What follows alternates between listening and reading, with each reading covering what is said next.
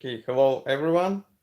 Just let me tune another live stream because I would like to stream it on the Facebook as well.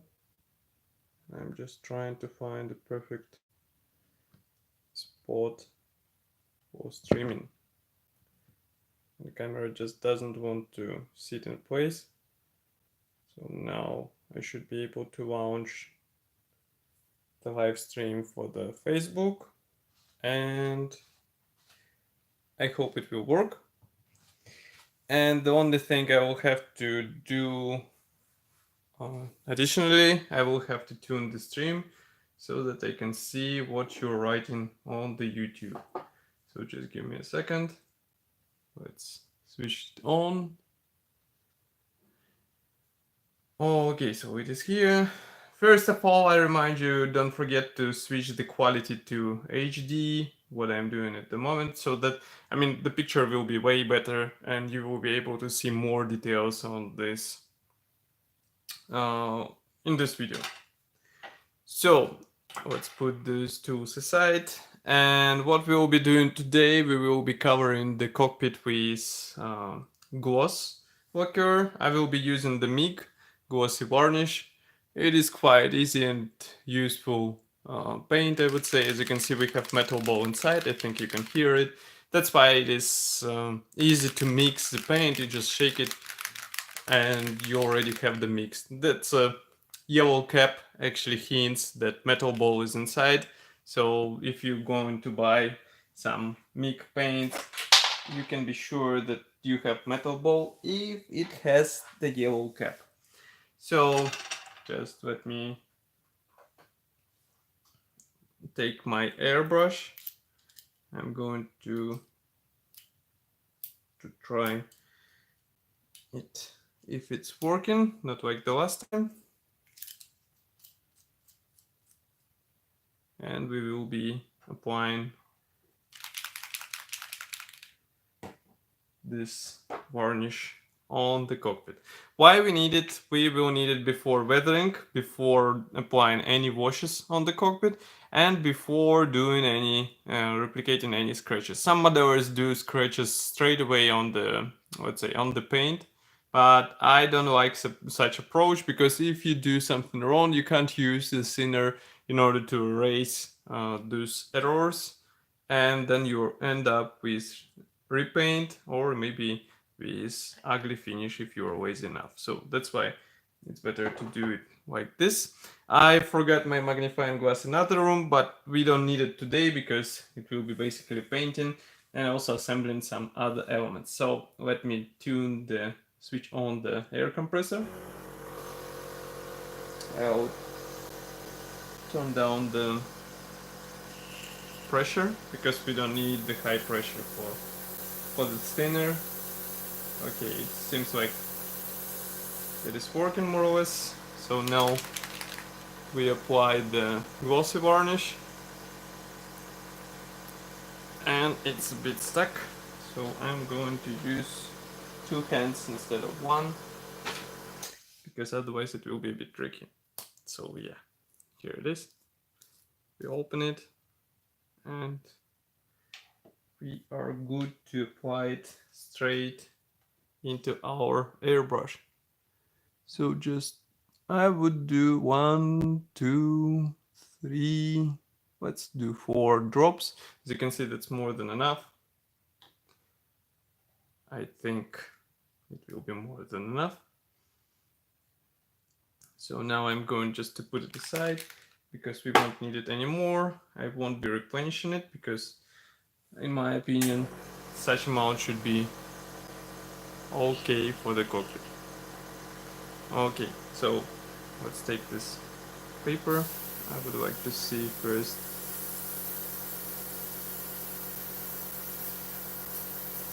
I think the pressure is not enough, so I'm going to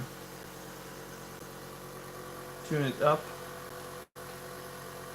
And let's do this.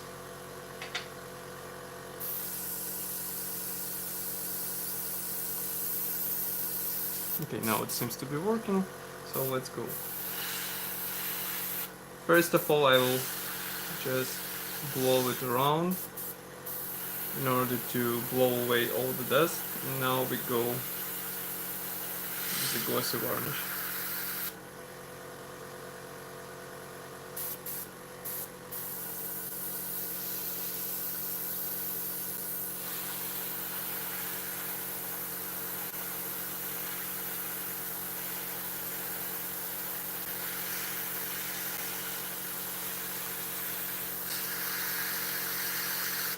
Okay, it doesn't go. So we do a bit of cleaning.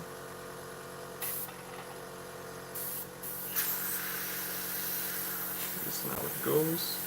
So we just spray it all over the cockpit.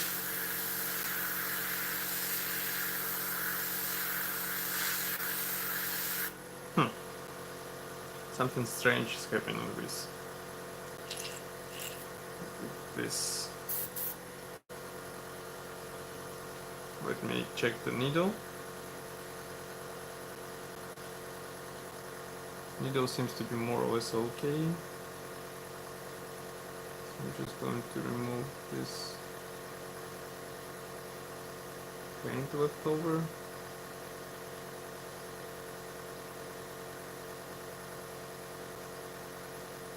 And we will try again.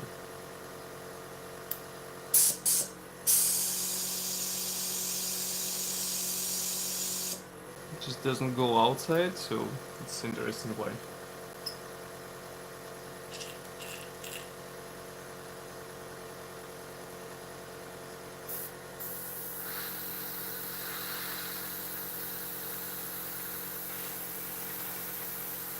Okay, now it's working. So we go over all the cockpit.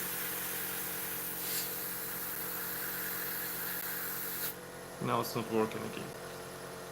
Damn.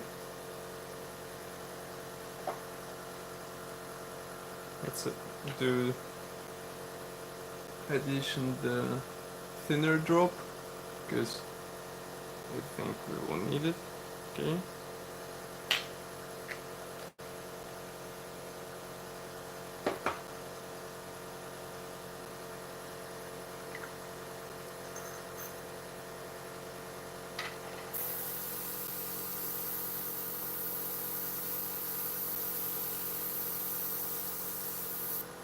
Now it's braced. I hope it won't stop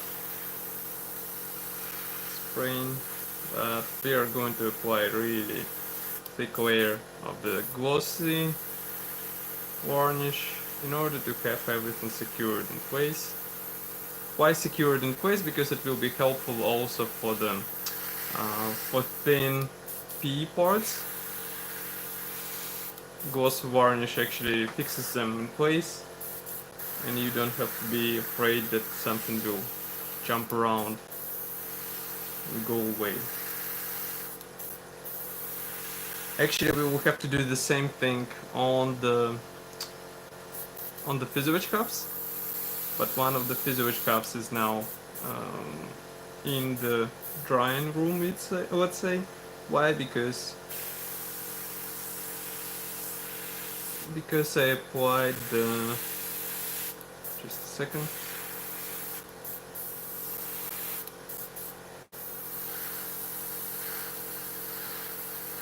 So I applied primer on the air intake, that's why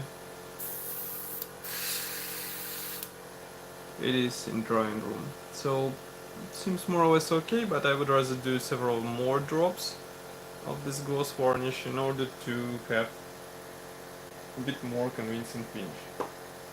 So just give me a second.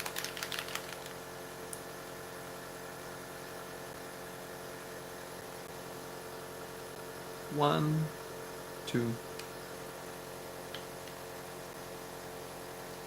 Okay, and one drop of thinner.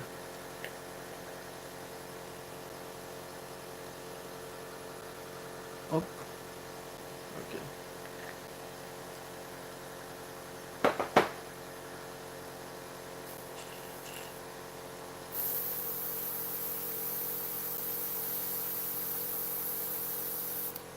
Me personally, I don't care about the pressure when I am applying the glossy varnish.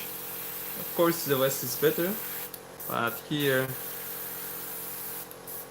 we have the target to cover everything with the glossy varnish, so that's why we should just apply it where we can in a quite generous amounts, let's say. Because otherwise then we will have problem with washings, and we don't want this. Okay. I see that this resin dashboard is somewhat repellent to this lacquer, to the gloss cover, so just quite interesting. But we will win it. Okay. And what else should be covered with gloss? We have some left, so we are going to apply it here, here, here. Some might say that the scratches should be done before the cockpit assembly, because now it will be a bit tricky to do it through the framing, but in my opinion that's also the option how to do it. Of course, if you have everything in separate condition, it will be way easier to apply scratches via dry brushing, but we are not searching for the easy ways, right? So okay, so let's put it aside. We take small bit of paper, we wipe the cap of this airbrush, again we spray a bit more, now I apply a bit more thinner. Okay. Do like this. Okay. Now let's wipe it.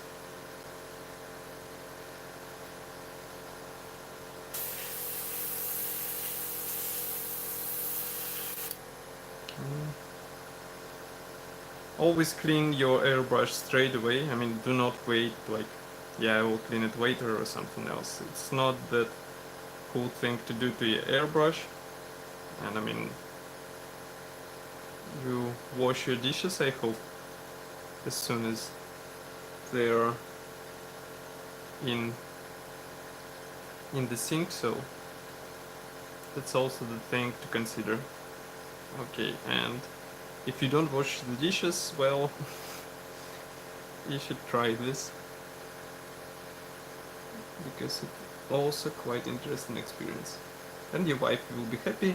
There will be no questions about extra models in your collection. Quite a small life hack. Okay, now we should wipe the...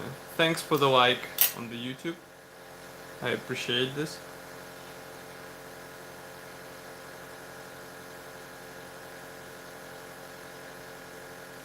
Now I'm going to insert the needle back again. If it will go, actually, I'm not sure what is happening there. Why it doesn't go.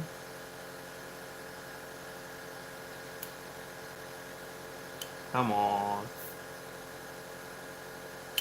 Okay, let's wipe the chamber while we are on it. Okay.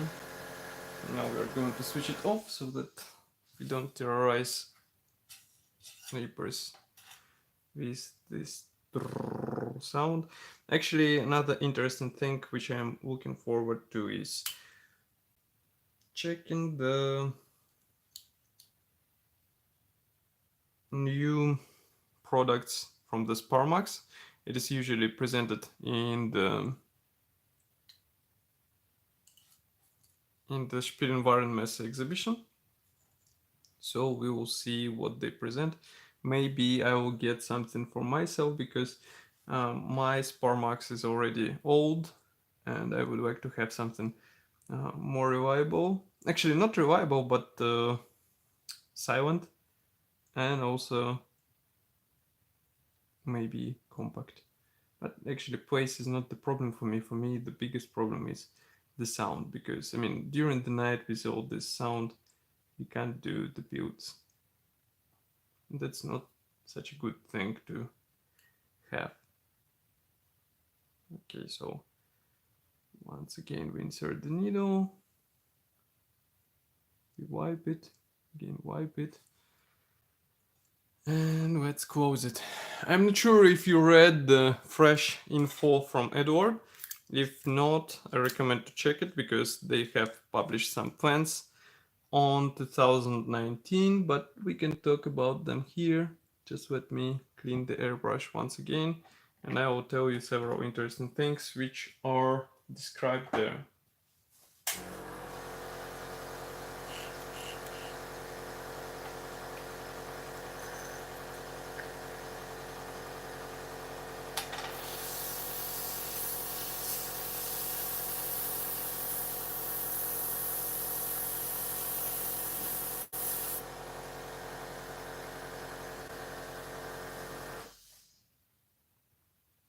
Okay, so airbrush is clean.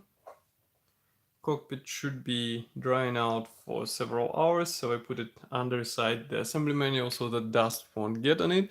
Now we can get back to the topic of the novelties from Eduard. So of course everybody will be interested, I mean the most interesting kit for everybody will be the Mustang.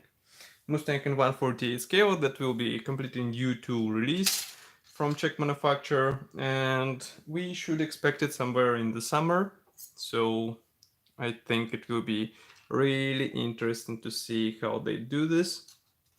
Of course, first we will see the Profipack, and then we would see some other editions. But as Mr. Schultz said, it's not the yet agreed that Royal class will be released this year. So if you want to get Mustang, maybe it's worth going straight away for the Profipack when it will be released, because otherwise you might end up with a situation like with Tempest. As you remember, Tempest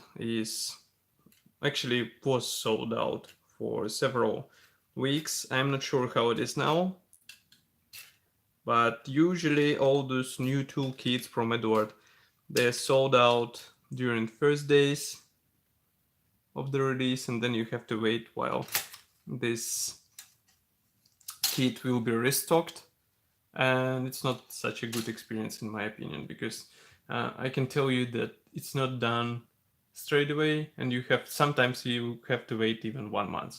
So be ready for this. Okay, so I got it here. So new tooled plastic, in my opinion, that's the most interesting release from Eduard. Of course, some modelers might be interested in World War I airplane. I won't tell you which one.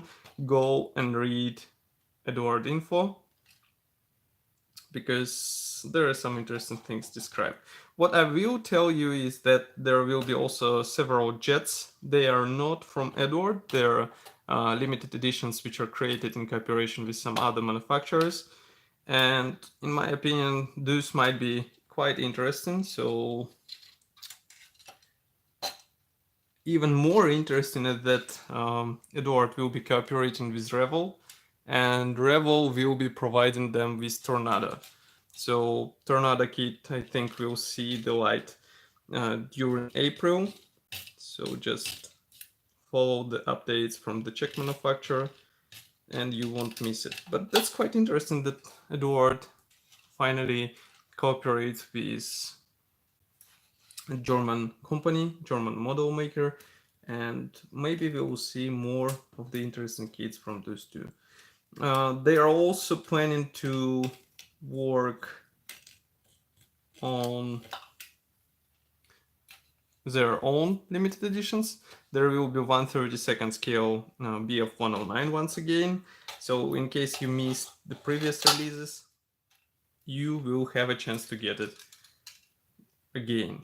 So don't miss this one, because something tells me that this will be the last time they release it. But actually that's quite interesting why they don't go into 1/32 scale quests, or let's say market, because there are quite many subjects which can be copied in 1/32 scale, and they will be interesting. So let's hope that we'll see something from Eduard in this scale.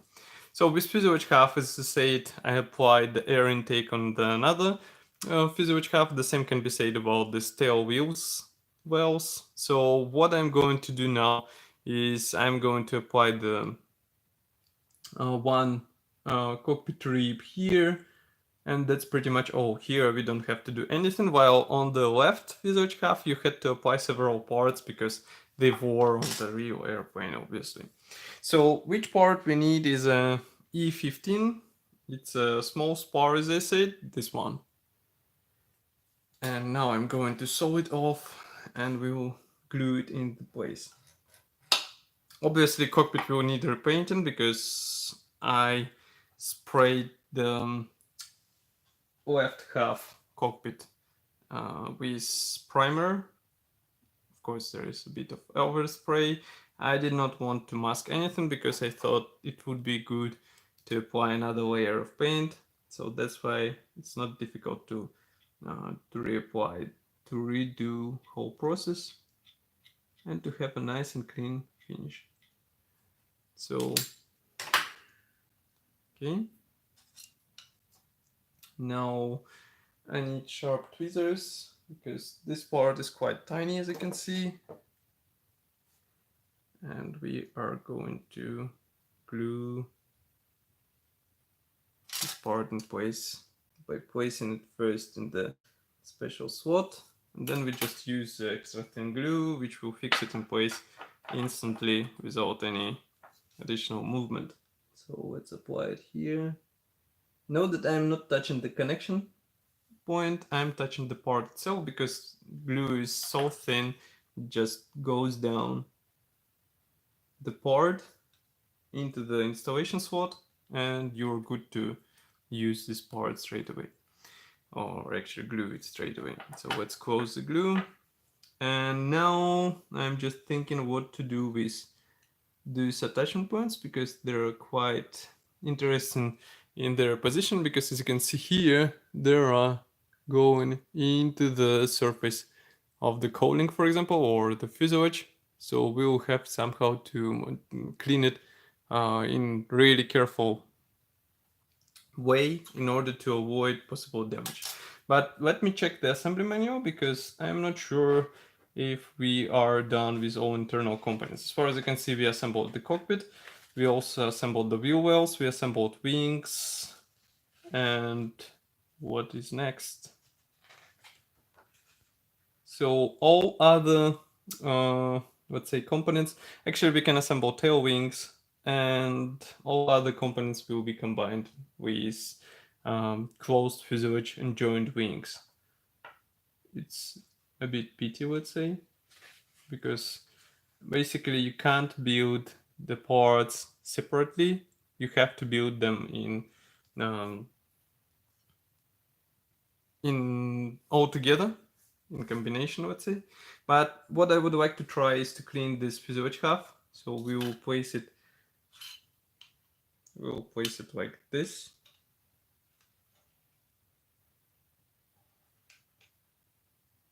And I'm going to try to clean those attachment points with sharp knife. Here it is.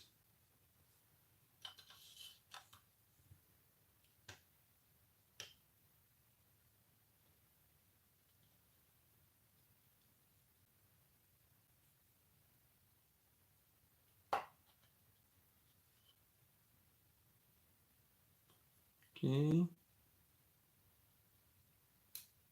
Seems like one part is gone. And I hope that the fuselage half is not damaged. So I'm going to cut it away.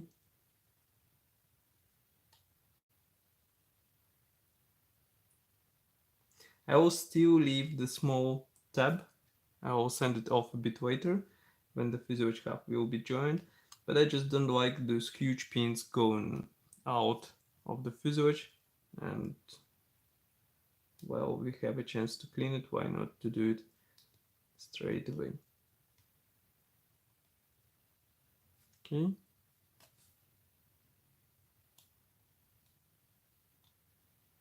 Do not try to remove it I mean, to remove whole point at once with one movement, because it's almost impossible. And I can give you guarantee that you damage the part for sure.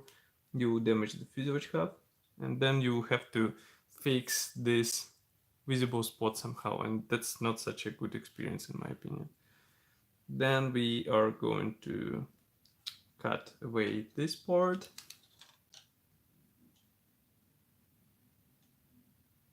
It's funny, it's what, second week of the January, and it was snowing yesterday. Now it's raining like crazy. It's a really cool winter here.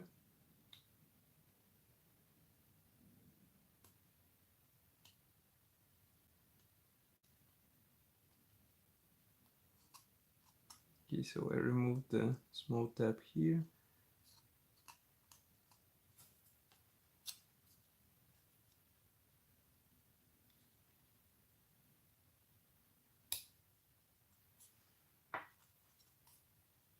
Okay, seems more or less straight. And I hope it will be even better looking once we join the fuselage house. And here,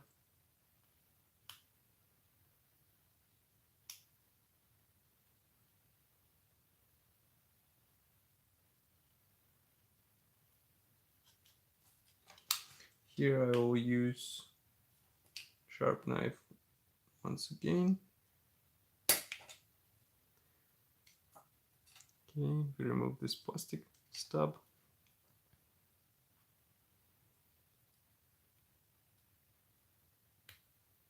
So basically Eduard is quite good looking for the next year.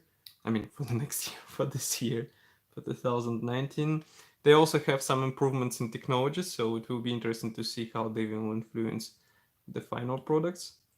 As far as I know, they will be doing some changes to the decals application, no, not the application, but manufacturing process. So we will see some differences for sure, and I hope it will be something noticeable. As they say, they are striving to get. Just a second.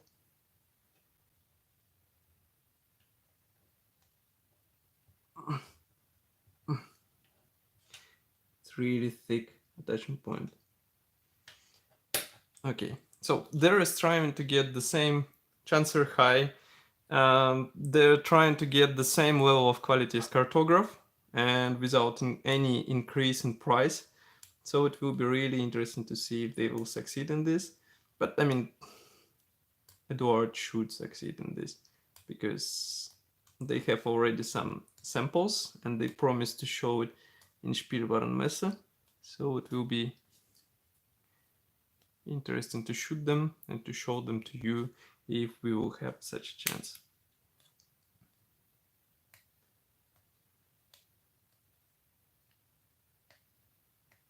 I also saw today, I think I saw that Zvezda is also venturing into egg planes. That's quite funny. I mean, already we have how many manufacturers who are producing the egg planes, and Hasegawa is almost not producing egg planes. Basically, who started all this stuff now is not that active in this genre.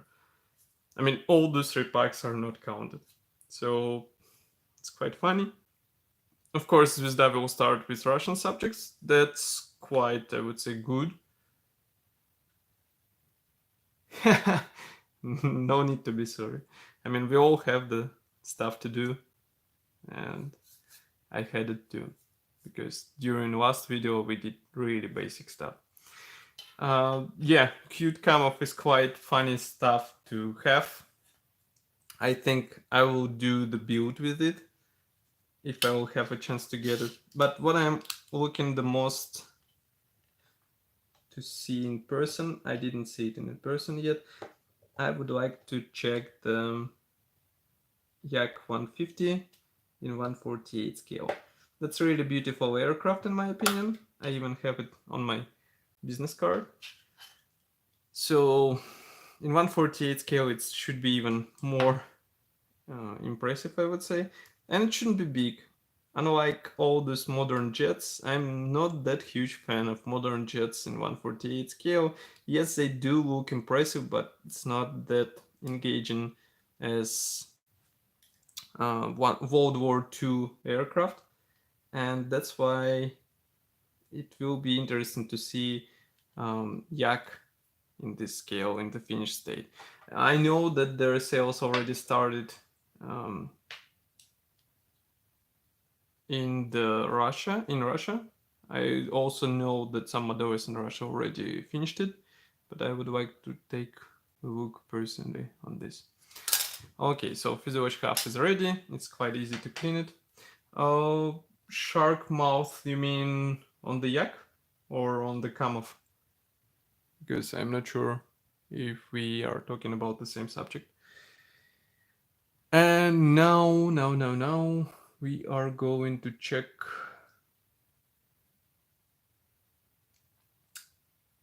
wings. Let's return to wings because you remember we separated all wing parts, but we left the attachment points. So I would like to clean the attachment points. As you can see, they're quite thick, and we will have basically parts ready to be joined. Maybe we will even try to join one of the halves because it will be interesting to see how they work. But first, of course, we need to clean these parts.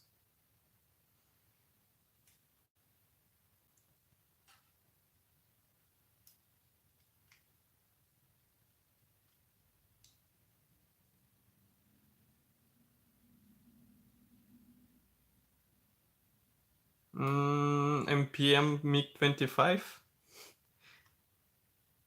You mean ICM?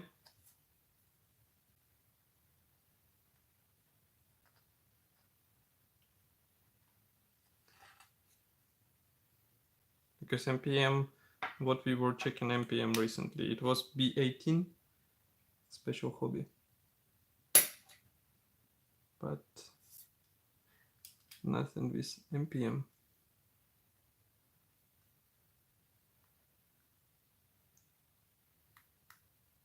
Okay, I'm cleaning a bit this leading edge.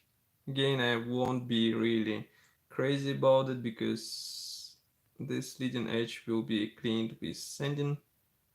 So it's better to leave small hump which will be cleaned with sanding. Next we go here. But wait, I didn't publish the ICM unboxing Mk.V. How come? I will try to check it. I published the photo of the unboxing, but not the unboxing video. Or you mean some old version? Because today I was doing the teaser of the new version RB, also in 1/72 scale. It will be online quite soon, but it is not published yet. So either you have some access to my YouTube channel, or you have liked some old release, which was the new tool from the ICM, the first version of the Mk.V. Actually, I was checking today this RB version, and I really like how they made it. I mean, there are some errors. I don't like that in 2018 and now in 2019 we still have two-piece nose sections. That's not such a cool stuff to have, especially when you see this, I mean, absolutely unnecessary engine tubes which will be hidden inside. They're made as a one part, as a one-piece part like this, tube-like, but then you get the nose section which can be molded as a one-piece part with some attention. It should be assembled out of two halves. That's a bit ridiculous in my opinion, and of course it won't bring anything good if you ask me, because I mean, let's go with modern technologies. Let's avoid such unnecessary stuff.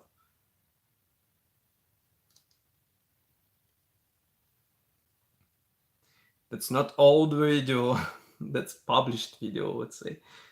But I mean, I will try to cover the RB as soon as possible. Usually the most time I spend is the biggest share of the time spent goes to the article writing for the review. I hope some of you, at least some of you, are reading it. I'm not writing it in vain.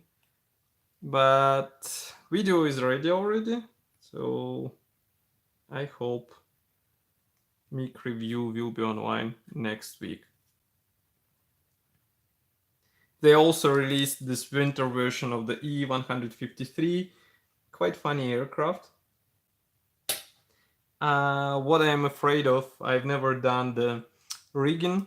I'm saying it openly in the reviews, I can say it straight away here, and I'm not sure that I will be able to do it on the E153, even though I'm eager to try it, but I can't find the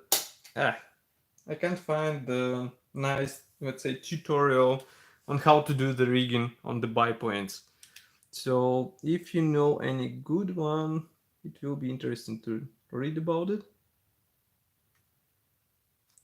Because 1/32 scale E153 should be quite interesting stuff to build. Even though in the next build, after this Tempest, I would like to choose another manufacturer so that we don't repeat ourselves with the same companies. So maybe sometime later.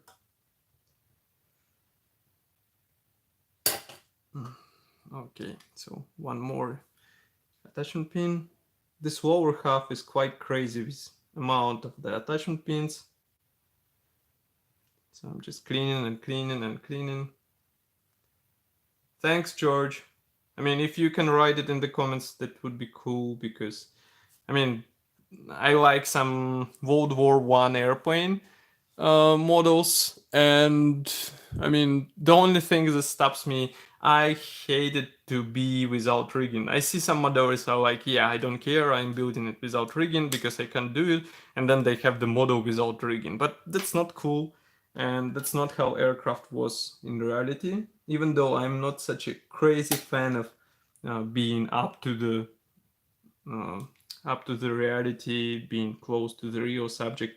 But still, I would like to have such basic feature, I would say, which is really distinct for this era.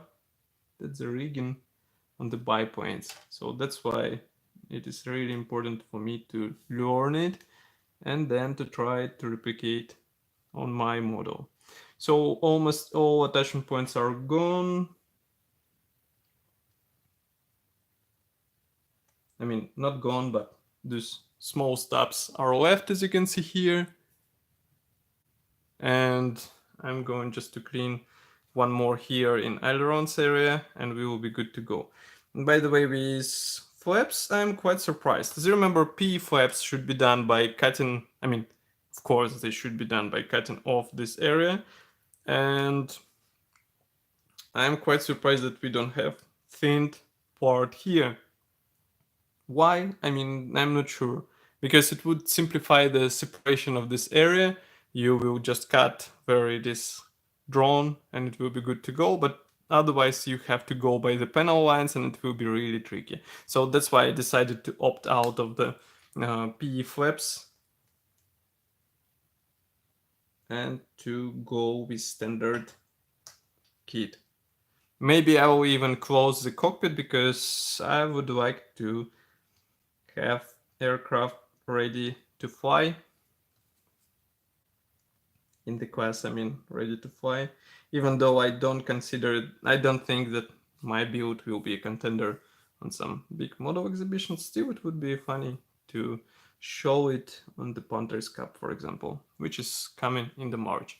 So here we have the lower wing half cleaned with attachment points. Yeah, I have one wingnut wings kit. I'm not sure which one. It's up with Pop RFC in 1/32 scale, obviously.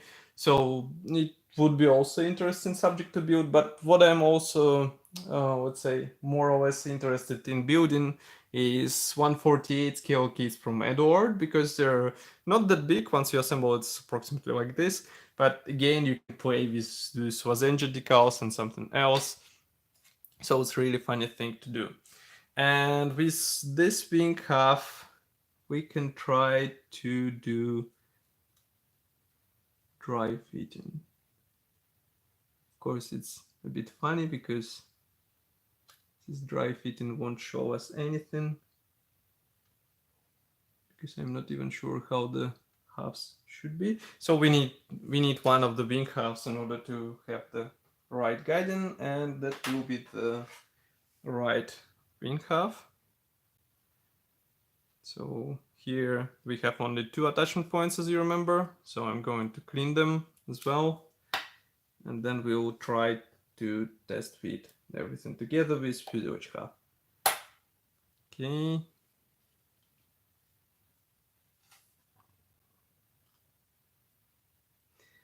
But biplanes, they have their own beauty, so it's really funny thing to build, in my opinion, especially with all those wooden finishes and other stuff, or maybe some natural metal finishes.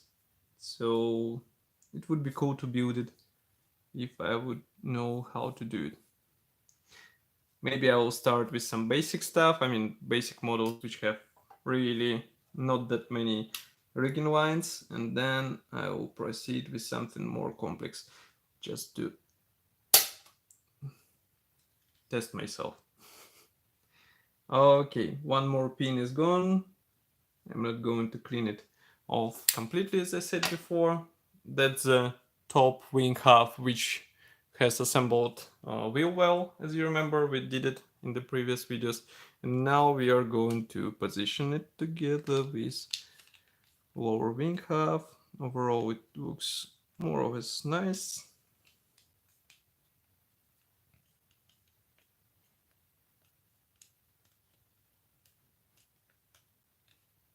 I think I will send off these points when the wing will be joined, but here you can see how it fits together, more or less okay, I would say. That's just a matter of the thin glue and pressing a bit more, and then we'll have a nice result. Note that wing edge plays the guiding element, so you won't be able to get a round fitment out of this part. Be careful with this rod, it goes out of the wheel well, so you can break it off easily, and then you'll have to fix it somehow. And now we are going to try this fuselage half. Aha! I keep forgetting that, I mean, we are building the Tempest, and Tempest had this special air intake. That's why we have this chin lower than the wing. I was like, yeah, why it is lower than the wing? Something is wrong. But it is not wrong. It's just silly me. Okay, so fitment is more or less nice. I'm doing the dry fitment of the right parts, and as you can see, bottom part looks good. Here you can see it. And also the same can be said about the top section. As you can see, wing roots look really clean. Here we have also some clean connection.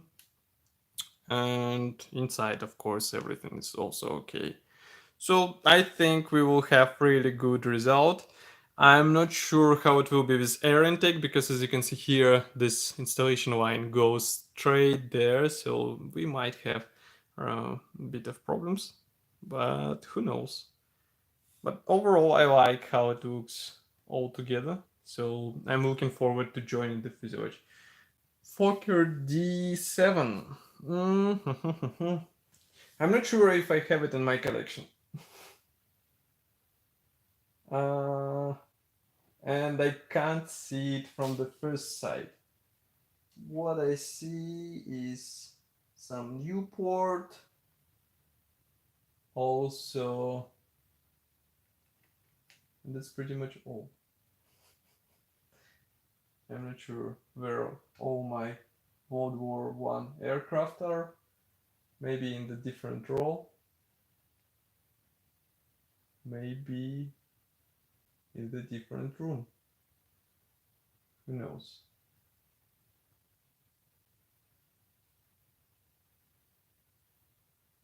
Anyway, I mean, we will see what to build. And now I would like to clean another wing half so that we have everything ready and nice. And aha, there is also attachment point on the wing root. I didn't notice it on the right half, but I will clean it here. And you shouldn't be careful with it because it will be hidden inside the fuselage. So basically you can just cut it straight to the part edge and you will be good to go. So we just clean it a bit. And now it's nice. Now we are doing the first attachment point here on the wing edge. I guess I will have to vacuum clean my room because those attachment points are just flying away like crazy. And here we have the second attachment point. I'm going to cut it away in the same style as I did before. Okay. So here you can see almost all attachment points which were deleted from the aircraft. It's cool that we have also the special installation slots for the landing gear indicators. As far as I remember, they were present on the Tempest. So you will have the special slot out of the box. You won't have to jump with P parts trying to guess where they should be installed. Okay, so part is more or less clean. Now we just apply it here in order to have ugly copy of the Tempest because we don't have another fuselage hub. But even like this, it looks funny. And in my opinion, the finished aircraft will be even better. I have to find my 1/72 scale build, which I was talking in the beginning. I think it will be interesting to see as well. So here, what we have here is tail wings and tail wings. So tail wings should be glued out of two halves, as you remember. And I am just not sure if there will be any way to distinguish which one goes where. I should sign them with something, but I don't see any parts. So let's separate the propeller. For the propeller, let's put aside this fuselage half. And now with wing without the fuselage half, but with wing in place, this model becomes really heavy. That's quite funny. And okay, so for the propeller, we will need the part F28, this one. So I'm going to separate it with sprue cutters. So the first part in this build, which I'm separating using sprue cutters, because as you can see, obviously, so plastic sole won't go in here, and still we will have to clean the part afterwards. So that's just a matter of cutting away this part. And also we have this top section, as you remember. It will be placed right here on the top of the fuselage, and it will basically close the fuselage. I mean, not the fuselage, but the cockpit section, and you won't be able to see almost anything through this element. I would like to join also the wheel parts, but as you remember, we don't have to because we have resin parts, so we are not going to use them. But for the propeller, we are going to clean it and to see how it looks like with the fuselage part.